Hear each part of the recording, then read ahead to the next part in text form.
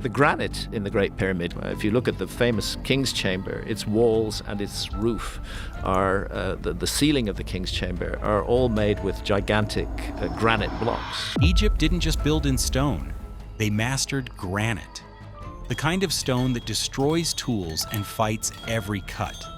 And yet what they left behind looks controlled, clean, almost too precise. We're told this was done with simple copper tools and sand. But Graham Hancock wasn't convinced. I think we're looking again at a lost technology. And it was this ancient apocalypse 12,800 years ago. He followed the evidence deeper, into quarries, tombs, and places most people never look. And what he found flips the entire story. So how was this actually done? It is very hard for archaeologists to explain how that was done using purely leverage and mechanical advantage. Why Hancock got stuck on the granite mystery. You can feel why Graham Hancock got stuck on this question the moment you step into the Serapeum at Saqqara. It is underground, quiet, and lined with huge stone chambers made for the sacred Apis bulls, animals linked to the god Ptah. The Serapeum is the place where the sacred Apis bulls were buried. And then the dead bull would be interred here in one of these sarcophagi. The site stayed in use from the time of Amenhotep III into the Ptolemaic age. And sitting in those passages are enormous stone coffers that do not look rough or crude. They look planned. They look controlled. They look like somebody knew exactly what they wanted the stone to do. That is where this story really starts for Hancock. Not with some giant theory, not with a wild claim about all of Egypt. Just one hard question that gets more uncomfortable the longer you stare at the stone. How did ancient workers cut granite this cleanly, shape it this neatly, and finish it this well? That question matters because granite is not soft stone. Limestone is hard enough for most people. Granite is a different problem. It is tougher, slower, and far less forgiving. The idea that ancient Egyptians used a single copper chisel to tap through solid granite isn't accurate. It was broader than that. Egyptian workers used copper tools. They also used hard stone hammers, rubbing stones, and fine sand pastes to shape and smooth very hard rock. We even have museum teaching material that says sculptors sometimes pounded hard stones like granite and diorite with hard stone hammers until they got close to the final form, then used very hard rubbing stones and fine sand paste to finish the surface. So Hancock is not asking whether ancient Egyptians worked hard stone at all. They clearly did. His question is more precise than that. He is asking whether the full result we see in some of these objects actually match the tools people claim were used. Ancient Egyptians did drill stone. That part is not up for debate. One of the clearest pictures comes from the tomb of Rekhmir, where a workshop scene shows a man using a bow drill to make holes in stone beads. A bow drill is exactly what it sounds like. A cord is wrapped around a drill shaft, and a bow drives the shaft back and forth so it spins fast. It is simple, smart, and real. You can point to the scene and say, yes, rotary drilling was part of Egyptian work. Hancock is not staring at a culture that had no drilling at all. He is staring at a culture that absolutely drilled stone. And that makes the next question much sharper. If they were already drilling, how far did that skill really go? That question got a fresh push in February 2026. Researchers re-examined a tiny copper alloy tool from Badari in Upper Egypt and argued that it is the earliest known rotary metal drill identified from ancient Egypt. The piece had been found long ago in a grave and had mostly been brushed aside, but when it was studied again, the wear marks and the old note about leather thong wound around it suddenly mattered a lot more.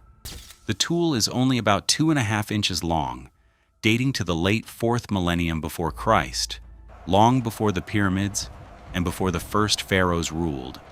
That does not prove anyone had some lost super machine. It does something more useful. It shows that Egyptian drilling skill went back earlier than many people thought. And that is exactly the kind of detail Hancock finds important because it changes the starting line without pretending to answer the whole mystery. Then the story shifts from scenes on walls to marks in the stone itself. This is where William Flinders Petrie becomes important. Petrie was one of the people who helped push Egyptian study away from treasure hunting and toward careful measuring. He looked closely, he compared, he checked, and at Giza in the early 1880s he found something small that ended up carrying a very big argument. It is known as Core 7, and it still survives in the Petrie Museum at University College London. It is a granite core from a tubular drill hole. A tubular drill is a hollow drill. Instead of grinding out the hole inside of a hole, it cuts a ring around the edge and can leave a solid cylinder of stone in the middle. That leftover cylinder is the core. What caught Petrie's eye were the lines running around that core. He believed the marks were too regular to shrug off, and he treated them as real physical clues about how the drilling had been done. Petrie thought the groove pattern pointed to unusually forceful drilling and took it seriously as a technical problem. Later writers, including people on Hancock's side of the debate, turned that point into one of the centerpieces of their case. The fight is over what those marks truly mean. Hancock leans hard on the idea that they matter more than the standard story allows, and that is one reason this little piece of granite waste keeps showing up in the argument. And that argument did not end with Petrie. It got harder.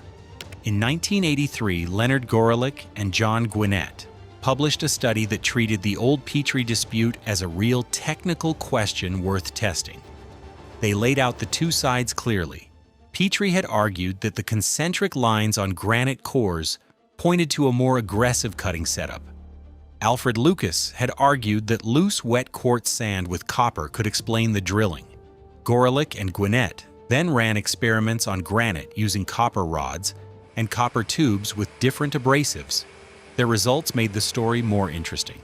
They found that sand and crushed quartz could drill granite, but in their tests, they did not produce the same kind of concentric lines Petrie had focused on.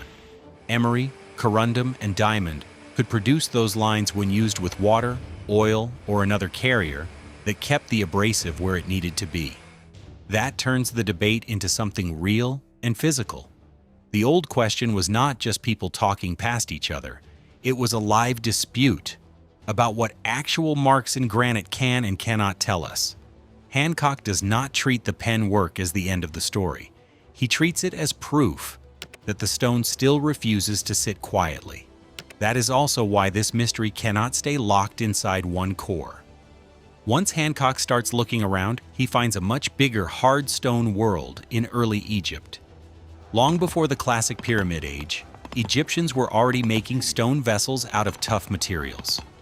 The Met has early dynastic examples in hard stones like hornblende diorite and pegmatitic quartz diorite, dating to about 3,100 to 2,650 before Christ. Those dates show that working hard stone was already part of Egyptian craft very early on. This was not some late side project after everything else was figured out. It was an old habit, an old skill, a long-running practice. And once you know that, the story gets more serious, because now you are not asking how one strange object was made. You are asking what kind of stoneworking culture had already grown up in Egypt before the big pyramid monuments even entered the picture. That wider picture gets even stronger under the step pyramid complex of Djoser at Saqqara. In the underground galleries there, archaeologists found a massive cache of nearly 40,000 carved stone vessels. Many were made from materials like slate, diorite, and calcite. Some were inscribed with the names of kings from the first and second dynasties, which means a number of them were already old by Djoser's time. That one fact changes the feel of the whole subject. Hard stone vessel making was not waiting around for the Pyramid Age to begin. It already had history behind it. It already had older royal names attached to it. And the shapes of these vessels are part of what makes them so gripping to look at. Some have narrow mouths and fuller bodies. Some hide smooth inner spaces behind small openings. Some have side lugs or handles that make the outer form more awkward to shape neatly. You do not need to be an expert to see why people keep staring at them. The basic challenge is obvious. Hard stone is hard enough. Hollowing it neatly through a tight opening is harder. Doing it over and over across a long tradition is what gives the whole subject its weight. And this is where Graham Hancock's question starts to feel heavier. One big granite box can be admired and then brushed aside. One drill core can be debated for years. One fine stone vessel can be called beautiful craft and left at that. But once those things start piling up together, the mood changes. The Serapeum says ancient Egyptians could shape huge hard stone coffers for a sacred burial complex underground. Rekmir's workshop scene says rotary drilling was real. The Badari tool says that line of drilling reaches farther back than many people realized. Petrie's Core 7 says the marks left by drilling deserve close attention. The Penn experiments say those marks are not simple and not settled. The vessel record says early Egypt was deeply invested in stoneworking, long before the most famous monuments most people think of first. Hancock's point, at least in this part of the story, is not that one object proves everything. His point is that the pile keeps growing, and the bigger the pile gets, the harder it becomes to wave it away with one lazy answer. The engineers, the evidence, and the big divide. By this point, the question isn't just whether the stonework looks impressive anymore. The real question is, who's actually best at reading what we're seeing? Archaeologists can tell you what a place was used for, when it was active, which king was in power, and what the texts mean. That work is important. It gives context and history. But Graham Hancock keeps pushing things in a different direction. He asks a different kind of question. What does an engineer see when they look at these same surfaces? Because an engineer doesn't just see an ancient object. They see things like tolerance, parallel, and square. Tolerance is how close something is to the exact shape it was supposed to have. Parallel means two sides stay evenly spaced instead of drifting apart. Square means a corner meets cleanly, not just something that looks right from a distance. That's the kind of language Hancock keeps bringing into the conversation. And once you start looking at ancient stone that way, everything changes fast. That is where Christopher Dunn becomes so important in Hancock's world. Dunn is not an Egyptologist. He is a manufacturing engineer with about 50 years of experience, much of it in aerospace, with a strong focus on precision work and laser applications. He has spent decades writing about Egyptian stonework and, according to his publisher, made 9 field study trips to Egypt while building his case. Hancock's role in this story is to keep asking the public question. Dunn's role is different. Dunn is the technical witness Hancock keeps coming back to, the man who looks at the same objects and says, in effect, "This does not read like rough hand finishing to me." Even people who reject Dunn's conclusion still have to deal with the kind of background he brings into the argument, because he is not reacting to the stone as a tourist.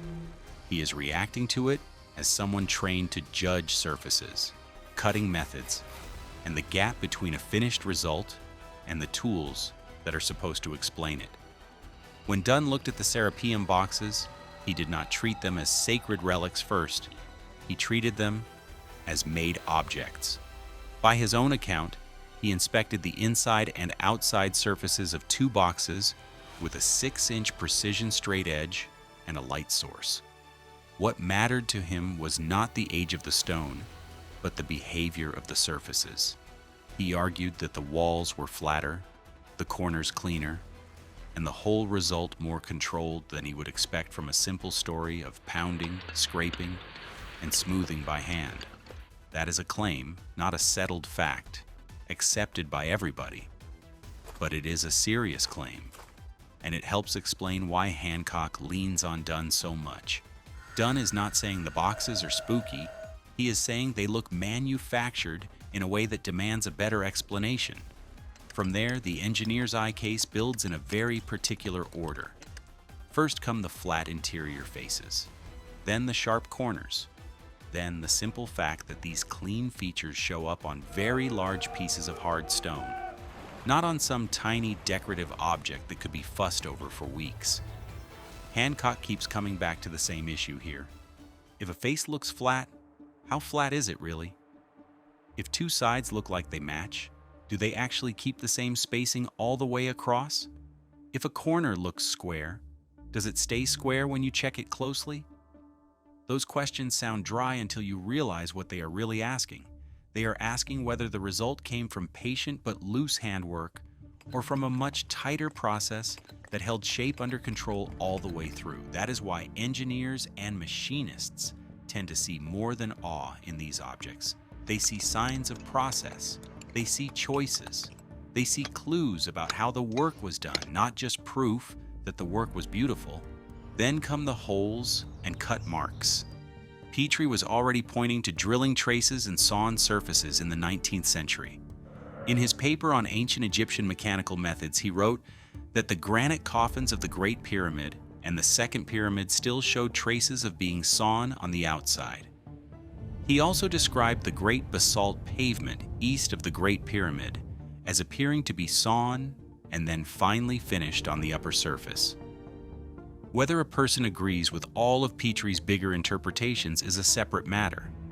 The important point is that straight cutting traces on hard stone were part of the evidence base from very early on. Later writers on Hancock's side of the debate treat those traces as clues that the cutting was more forceful and more controlled than the usual simple picture suggests. Mainstream researchers do not jump to the same conclusion, but the marks themselves are not invented. The stone really does preserve this part of the argument. The vessel. Problem might be the strangest part of all, especially when engineers take a close look. How did they actually pull off some of these shapes? A narrow neck is one problem. A broad inner body hidden behind that neck is a bigger one. A smooth outer curve that stays balanced from side to side is another. An engineer looks at that and starts asking very practical questions. How do you reach inside without wrecking the shape? How do you keep both sides from drifting out of balance? How do you hold the wall thickness under control when the material itself is hard and the opening is tight? Recent work on Egyptian stone sculpture tool marks makes this even more interesting because scholars now openly say there is still major disagreement over which exact tools were used on hard stone, how they were used, and how those methods connect to the marks left on the finished surfaces. So the argument is not frozen. It is still alive. That doesn't mean the mainstream explanation is weak. In fact, it actually gets stronger when it's presented properly. Ancient Egypt had a long, real craft tradition. Workers used copper tools, hard stone hammers, rubbing stones, and abrasive pastes. They had ways to measure. They had huge labor forces. And most importantly, they had time, repetition, and practice. You can even see it in tomb scenes, people drilling, measuring, polishing, hauling, and shaping stone. And at Aswan, the unfinished obelisk is still sitting there today, frozen mid-process. It's a clear reminder that they were working with massive blocks of hard granite on a huge scale. So when this whole process gets reduced to just copper chisels, it makes no sense. That's not the real argument. The real question is whether that mix of tools, abrasives, skill, and labor is enough to explain every detail of the hardest stonework, or whether something is still missing. This is where Hancock's argument gains traction. Once the mainstream case is shown at full strength, the pressure point stands out. A good example of that pressure point is the Aswan quarry experiment from 2023. Researchers tested granite quarrying near the unfinished obelisk using a dolerite pounder, along with close-range photogrammetry. a method that tracks changes very precisely using photographs. They measured a quarrying rate of 216 cubic centimeters per hour, with about 85 hits per minute. That result matters for two reasons. First, it proves that pounding granite this way is real and measurable. It's not just theory. But at the same time, it also shows the limits. On its own, this method is too slow and too restricted to explain the entire process. So the researchers argued for something more realistic. A mix of quarrying methods, not just one. And that keeps the debate exactly where Hancock wants it. The accepted methods aren't fake. They clearly work. But even solid experiments like this leave open the possibility that the full toolkit was broader, smarter, and more varied than the simple version most people hear. Once that engineering pressure is in place, Hancock makes his next move.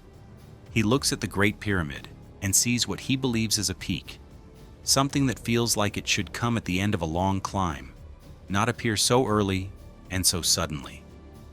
He points out that many later pyramids are smaller, less towering, and simply less overwhelming than the Great Pyramid. From there, he starts asking a bigger question. Was some of the most important know-how inherited, rather than built up slowly, step by step? This is where his argument expands beyond stonework and into history itself. To him, the workmanship looks too advanced, too early, and too complete to be explained as a slow, gradual rise from simple beginnings. That's the real pull of his idea. He's looking at a level of skill that feels finished, and to him, it seems older than the civilization usually credited with it. Mainstream Egyptology reads that same history very differently. By the reign of Menkaure, pyramid size had already declined. But Egyptologists do not take that as proof that skills suddenly collapsed or that key knowledge had been lost. The Metropolitan Museum points out that during dynasties 5 and 6, kings started putting more effort into other parts of their monuments, especially the temples, which became larger and more detailed. The complex of Sayhur is a strong example of that shift. Miroslav Barta's work pushes it even further, showing that early in the 5th dynasty, pyramid size dropped while attention moved toward temple decoration, storage areas, ritual activity, and new religious ideas. In that reading, the story isn't they forgot how. The story is that priorities changed, religion changed, the role of the king changed, the balance between pyramid size, temple display, ritual space, and state power all shifted. And this is where the divide becomes clear. Hancock looks at that same pattern and sees inheritance. Mainstream Egyptology looks at it and sees changing choices. Hancock sees a peak that feels too early. Egyptologists see a building program that kept evolving as beliefs and priorities changed from Dynasty 4 into 5 and 6. Hancock thinks something older is missing from the story. Mainstream scholars think the existing story is being read too narrowly. Then Hancock takes the step that makes him so controversial. First, he argues the known toolkit might be incomplete. Then he asks whether more advanced methods once existed, even if the tools don't clearly show them. And then he goes further, saying the bigger answer might sit outside dynastic Egypt entirely. He keeps coming back to the same idea, that there was a lost Ice Age civilization, that it was destroyed, and that some of its survivors passed on knowledge to later cultures. In that view, Egypt didn't build everything from scratch. It inherited part of something much older. That's his model. It's not the accepted view in archaeology. A lot of people hear that and immediately pick a side. Some buy into it right away, others reject it just as fast. But the reason it sticks with so many people is simple. When the finished work looks better than the tool story, people start looking for a different explanation. And when the timing feels too early, they start looking for a different timeline. And what keeps this debate alive is that neither side can fully dismiss the other. Hancock can't ignore the clear evidence of Egyptian craft, labor, and planning. It's there. But the mainstream can't just brush off engineering questions about precision, fit, and control, because the objects really do raise them. And things only get more intense when the conversation moves beyond tool marks and into places no one can easily test, because that's where the questions stop sounding academic and start sounding unsettling. The hidden spaces keeping the mystery alive.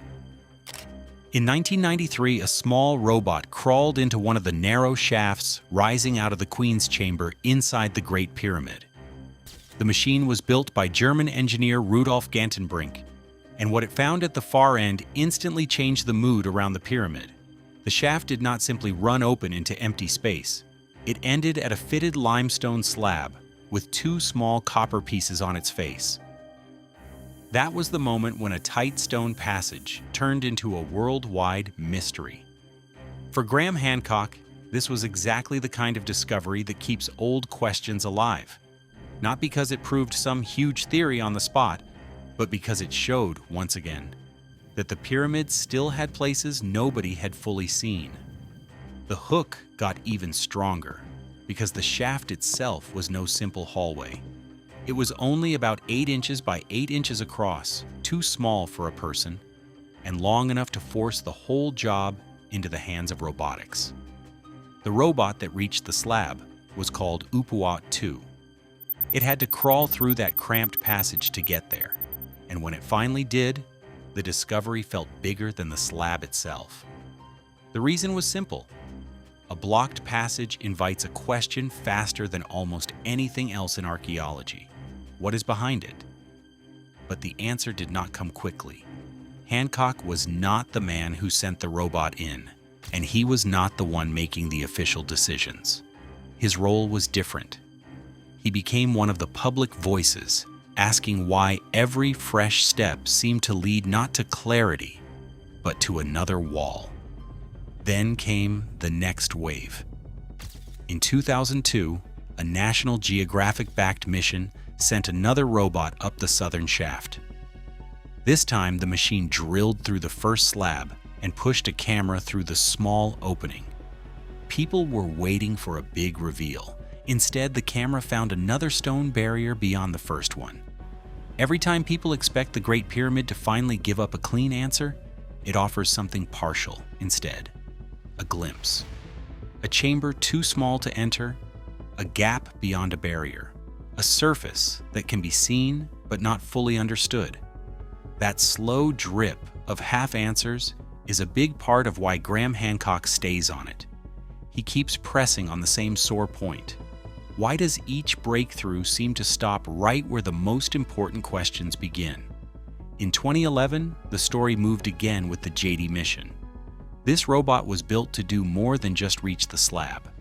It was designed to look around corners and send back a better view of the small space behind the first barrier.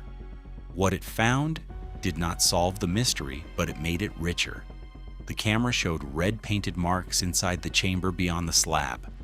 It also revealed more of the backside of the blocking stone and gave a closer look at the copper fittings. Those details mattered because they made the space feel less like random leftover construction and more like a place with deliberate features. Not a huge room, not treasure, not some wild movie scene. Just enough real detail to prove there was still more there than the public had once been told. From there, the story widens from one narrow shaft to the inside of the whole pyramid. In 2017, the Scan Pyramids team announced one of the biggest discoveries ever made inside Khufu's pyramid. Using muon imaging, a way of using tiny particles from cosmic rays to detect empty spaces inside thick stone, the team identified what became known as the Big Void above the Grand Gallery. The large void has a cross-section, like the Grand Gallery, and a minimum length of about 30 meters, just under 99 feet. Even more striking, the signal was confirmed by 3 separate muon detection methods, not just one lucky reading. That meant the void was not some shaky one-off blip. It was real. That discovery hit hard because it reopened a question many people thought was already played out. The Great Pyramid had been studied for centuries. It had been mapped, entered, measured, and argued over by generation after generation. And yet here was a major hidden space, large enough to sound almost unreal, sitting above one of the best-known passages in the whole monument. What was it for? Nobody knew. Then in 2023, the scanned pyramids work produced another result, smaller than the Big Void, but still very important. Researchers precisely characterized a corridor-shaped space behind the chevrons on the pyramid's north face, above the original entrance. The 2023 paper described a corridor at least 5 meters long, a little over 16 feet detected through muon observations. Around the same time, officials released endoscope images from inside the space. They described it as about 9 meters long, roughly 30 feet, with a cross-section of about 2 by 2 meters, or around 6.5 feet by 6.5 feet. Once again, the most important part was not just that the space existed. It was that the space had been hidden for thousands of years, and its exact purpose was still uncertain. This is where Graham Hancock's tension with the official side becomes easy to understand, even for people who do not agree with all of his bigger ideas. Work inside the pyramid is tightly controlled. That is not shocking by itself. It is one of the most famous ancient structures on Earth. There are real risks to the monument. There are limits on drilling, probing, and physical intrusion. There are also technical limits. Some spaces are tiny, some are hard to reach, some can only be studied with indirect tools. All of that is real. But Hancock looks at the same situation and sees something else layered on top of it. He sees a system where outsiders ask huge questions, institutions control access, and the public keeps getting fragments instead of closure. He treats that as part of the story, not just background noise. And even here, at the point where the story feels most locked inside shafts and hidden spaces, it still comes back to the stone. The barriers inside the Queen's Chamber shaft are stone. The huge void sits inside a stone monument. The north face corridor is another hidden stone space tucked behind massive blocks. Graham Hancock keeps dragging the discussion back to that physical fact. He keeps saying in one form or another that the argument should stay tied to what is actually there. The marks, the fits, the barriers, the cavities, the shaped blocks, the spaces nobody expected and still cannot fully explain. Thanks for watching. Now check out the videos popping up on screen for more unbelievable stories.